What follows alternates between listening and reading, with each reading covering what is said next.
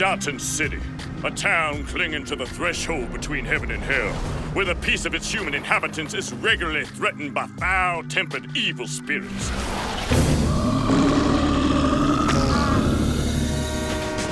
I'm not dead yet! Not even close! Get your asses out there and give them poison! This is very upsetting. I hate it when families argue. Shut up, you bitch! Hi, I'm Colleen Clinkenbeard, and I'm the director of the English dub of Panty and Stocking with Garterbelt, and I also play Scanty.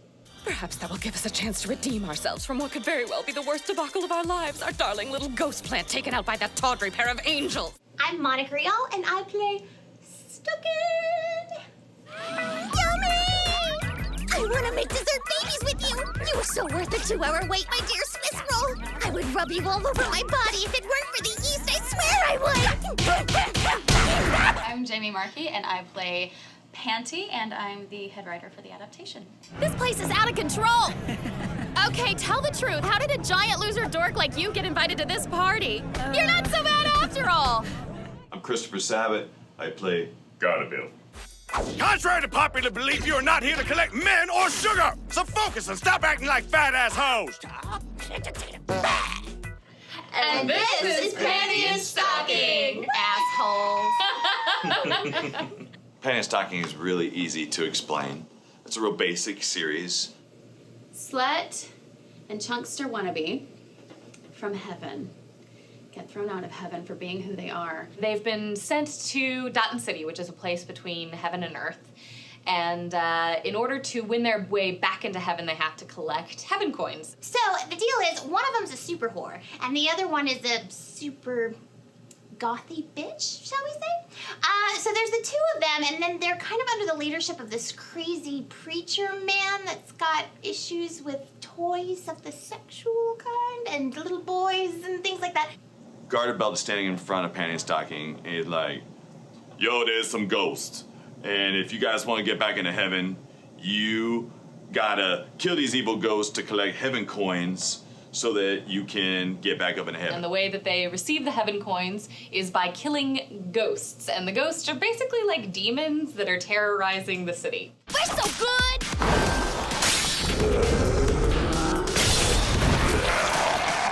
Repent, motherfucker! They enjoy killing ghosts, and they kind of enjoy Earth, so it's a tug of war of whether or not they really want to go back. Chaos ensues. And of course, then there's Scanty and knee socks, who are the hookers that try to get in our way. Then he tells the angels that there's another ghost. And they have a little dog thing creature who gets the messages in also many and disgusting ways. There was all the gates of hell and keys and peni that looked like keys. You're left with the impression that Stocking is actually a demon. I mean, she flat out says it. So you're left with the impression that she's been that way all along, and I don't know that that's the way it's going to turn out. It might turn out to be that she is under somebody's control. The bad guy comes back. It leaves it completely open for a second season, which is very exciting. Tell me, do you feel lucky, punk? Well, do ya? Do ya? Faster does not mean better, you asshole. You're right, I'm just a little bitch, and I'm proud of it.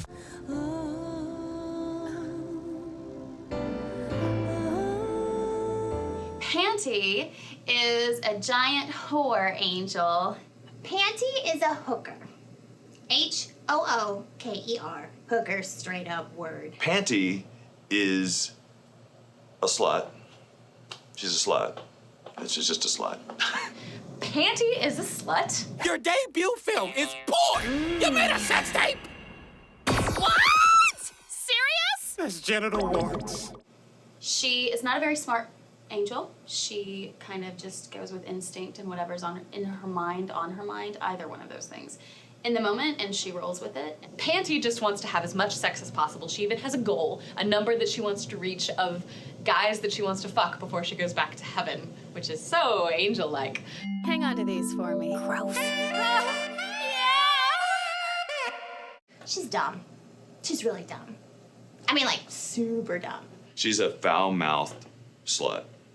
She is one of the best cursors in the entire series, although she seems to only know the word fuck. I think one of the great differences that Jamie Marchi, as lead writer, drew between Panty and Stocking was that Panty obviously couldn't come up with any different insults. She just relies on fuck. Fuckity fuck, fuck, fuck, fuck, fuck all the time. Fuck! Fuck! Fuck! Fuck! Fuck! Fuck! Fuck! What in the fuck? That's not suspicious or anything. Don't fuck with me, asshole! Don't fuck with me, asshole. No, that was fucking awkward as hell. Panty is a very empowered woman who's very comfortable in her sexuality, and I don't think she should be judged for that. She likes to sleep with men. Cute, though. Real cute, real sassy, lots of fun, until she pisses me off. And, then I just gotta do some things. She is very narcissistic. She always wants the attention to be on her. She wants to make sure that Stocking doesn't get too much of it. She's my beloved sister. She obviously has a love for her sister, but there's the sibling rivalry in there. And she really likes fucking, so that's cool. I like that about her. She's a slut. Panty's probably my favorite character, honestly. I mean, that's a kind of prosaic answer, but it's true. I'm not gonna stop what I was doing, so you only have yourself to blame for what you're about to smell, preacher douchebag. This better not take forever. I need a candy bar. Seriously, she doesn't give a shit about anything other than filling her cock koozie. Stocking is fabulous. Who doesn't love this sweet little goth girl, a little dark, but that's okay, because, hello. She's got a sweet tooth, which, hello.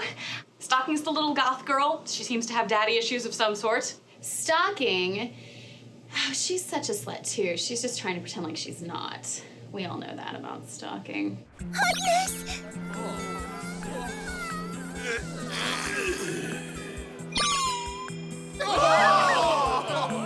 Stocking is also probably a slut, but she's just lazy and really into chocolate food. She likes to eat a lot, and she would be like a kabillion pounds if she actually gained weight. But she's one of those whores that doesn't gain weight. Intervention time! You can't start a bulimia club in our living room. It smells. Okay, it's cool. Just don't throw up on me. She's just a snarky, fun little girl. She's incredibly smart. So whenever things are going down and Garterbelt's trying to tell him what to do or Panty's trying to tell her what to do, she'll call him out. Because it's like, wait a minute, your IQ is way below mine. Why are you telling me what to do? She's smarter, wittier, and thinks about things before she does them. She is, or appears to be the younger of the two sisters. She is very intelligent, and she approaches things in a much more logical way than Panty does. She seems to be more interested in figuring out how to get back to heaven than Panty does, which could just be because she has more ambition than Panty, isn't as lazy, or it could be that she's not enjoying the sex as much as Panty is. I'm so Stocking, sometimes it scares me. That we would go out to lunch during the recording process, and I would come back and record with a cupcake in my hand, just like, this feels so comfortable. That, and also, I'm used to, this is my actual speaking voice, so I'm used to speaking like this and having to do a lot of high energy stuff, and everybody else would, come out of their sessions like, oh, I'm so tired, I'm gonna go take a nap, and oh, my voice. And I'm like, what are you guys talking about? This is totally like cake for me, whatever. Shit, I thought them bitches would never leave. Can't have no one interrupting my contrition. Bondage is a sacred, purifying ritual between a penitent man and his maker. It clears the mind and shit. The last thing I need is to catch hell for it from a couple of hoes. We have reports of people being suddenly and inexplicably sucked into their toilets, almost as if the commodes are eating them alive. Taking a massive dump is one of the most vulnerable positions a person can find themselves in. Some of you may be wondering, who is that imposing figure? Well, I'm G, but you can call me Master G. Welcome everyone to tonight's lingerie run. Garterbelt is about 800 feet tall. Okay, maybe he's like 7 feet tall. Garterbelt is an interesting character. He is a pedophilic black reverend with violent tendencies. He's cray-cray. Garterbelt is just this giant afro-wearing preacher man with an attitude. Hey, cock jockeys, and not just talking to fucking hear myself. You spent over $3 million! Who is the sort of the Charlie to the Charlie's Angels that are Panty and Stocking. And at first you don't know much about his character. You don't know why he's there and why he's a priest at all. He makes a big dinner for the girls. He tries to go out of his way, but then at the same time he does all these horrible, nasty things to like Brief and poor Chuck. Eat my wieners, so big and dark and juicy flesh. Everyone says that they're the best. Dress them up and suck them down with my wieners, all the best in town. Everyone loves my thick dark wieners. We get this fantastic backstory of him where you watch him through time from when he was a criminal until after he was killed to the journey to being what he is now, which is somebody who's working for good, working for heaven, the powers that be. But really, it was my favorite episode because as the guy playing Garterbelt, I really wanted to know what the hell was going on with him. It's the craziest, darkest episode about him once actually being a gangster, a pretty rough gangster. It becomes really powerful, and there's a scene where he looks like practically like Al Pacino in Scarface, where he passes out on his desk in a pile of cocaine or something like that. And then at one point, people just come in and just like shoot a bunch of holes in him. He goes up to heaven, and he's told by God that he wants him to be this evil ghost hunter. And he basically tells God, like, to fuck off.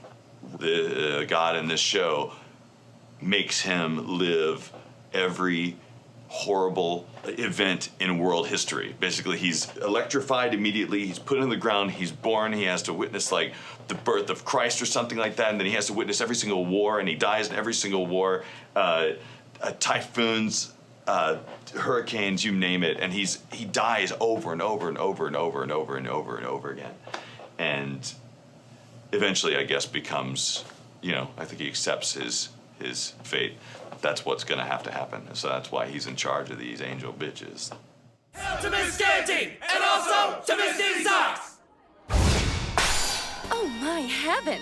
Nisox, is it just me, or do you also sense a musky irregularity in the air? Indeed, sister. It appears we have 2 unregistered girls with us at school today. That was mortifying, absolutely wretched. Remove us from this hellish place. Toodaloo, imbeciles! Simply scintillating. This is precisely what those fecal-mouthed angels deserve for pretending to be cops for a day. I love spoiling parties. Like they have the curves to pull off those uniforms. Nisox, my dear, might you get the next batch of zombies ready? Of course, sister. Well, what's the problem, darling cakes? Leap on up there. Sounds like someone's virginity is getting in the way. It's horribly shocking, I know. I think it might be scaring her.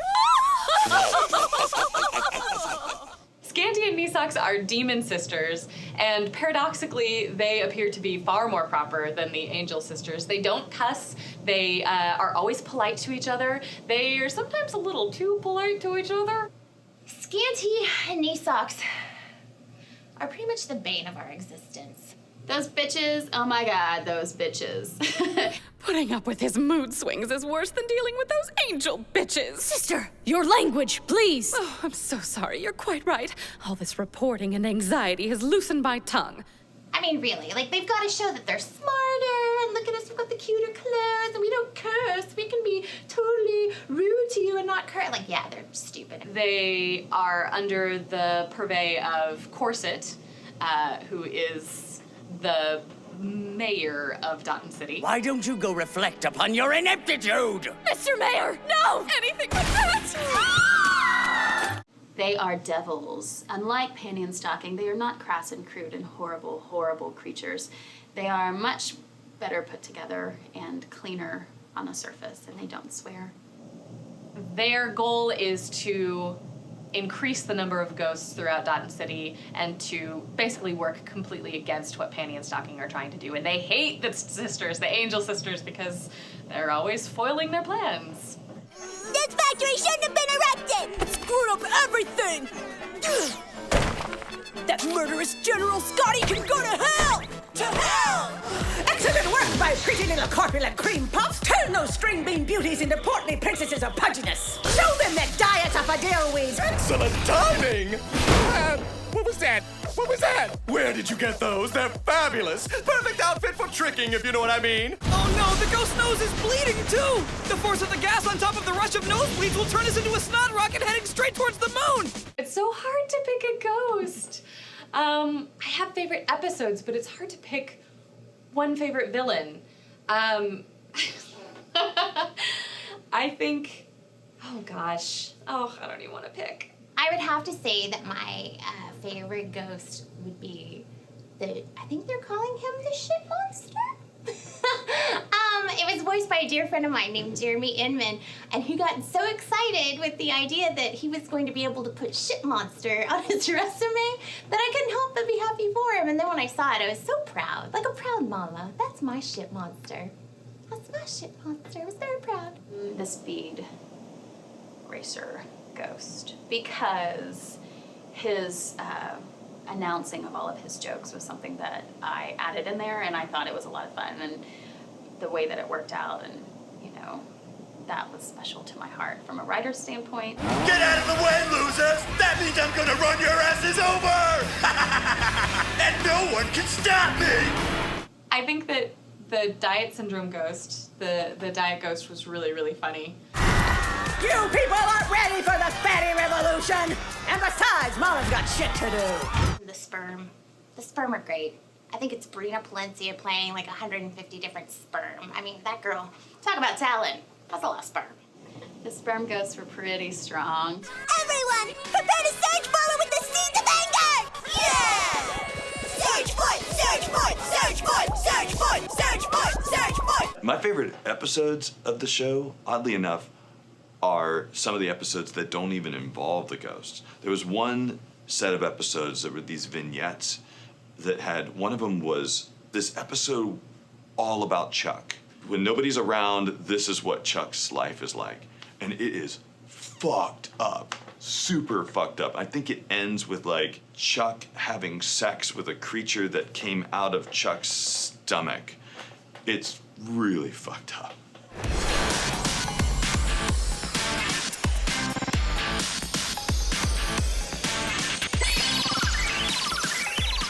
I don't think you have to look too hard for elements to set it apart from other anime. I think that it's different in its animation style, maybe not from Western cartoons, but from anything that we've had out of Japan, for sure, it's different. Parts of Panty and Stocking that would translate well, I think, the animation itself. It's something that on this side of the pond, as they say, or both ponds, in the middle of the ponds, yeah. That animation style is something that really we enjoy. We like it. It's something we recognize, and so we can move into it. And I think it's great to open that door to people so they can try something different. I think this one's so different from other anime because, well, the style, first of all, like you can look at it and see, wait a minute, is this an anime or is this an American cartoon? Like, is this a Western thing? Like, what's going on here? So it doesn't really have that glaring anime feel to it, which is kind of nice for us because we love anime, but it's nice to do something that looks different. Other than that, I think the whole appeal of it is the bright colors and the music and the cursing and the awesomeness and the cursing and the cursing. Did I mention I love the cursing? I don't get to curse a lot. It's awesome. Okay, this guy is pathetic. I don't know if he should count as a ghost. I don't give a shit as long as it knows how to holler. That's what she said! Ew, that was gross. You asked for it. Having fun yet? Fuck that, I'm not sticking my fist in there. Not often you get to say that. Well played, hooker. By the way, bitch isn't a girl! Oh, no, you didn't! You asked for it, shit stain! Eat toilet! We had a thing that we would do where anytime we get to a moment where you thought it was really, really funny, or it was like something memorable, Colleen had a rule in session where you could stop the take and go, wait, favorite moment. And so it was a rule where if at all you saw anything that was ridiculously funny to you, you could just stop the whole session and go, hold on, favorite moment. I wanted the outtakes to be as interesting as the series itself, and because we so rarely get these shows that are just hilarious all the way through and really free, and we can cuss if we want to, and we can say whatever we want to, and you just know that it's going to be chock full of outtakes.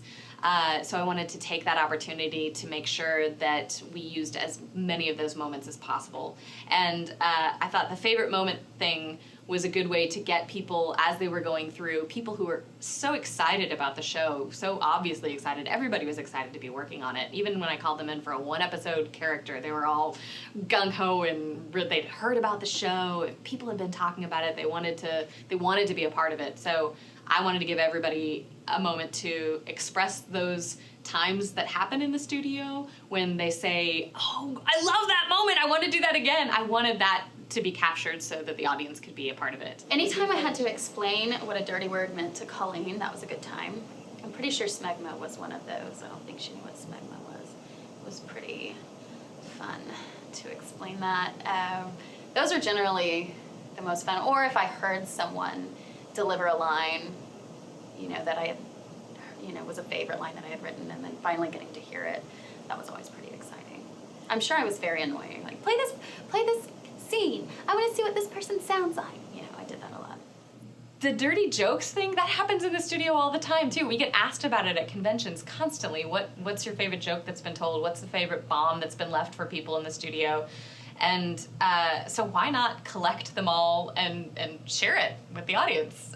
So we did 3 things. We had the regular outtakes, and then we had the people telling a dirty joke that they wanted to tell, inappropriate joke, and then we had favorite moments, just so they could share what they really were excited about when they were recording.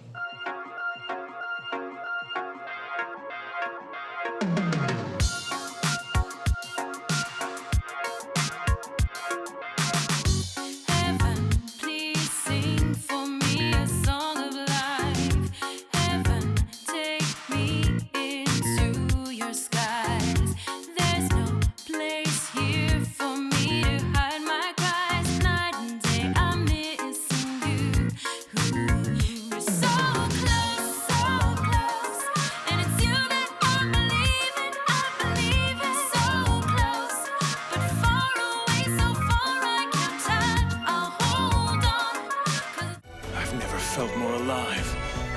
We won. We're coming in.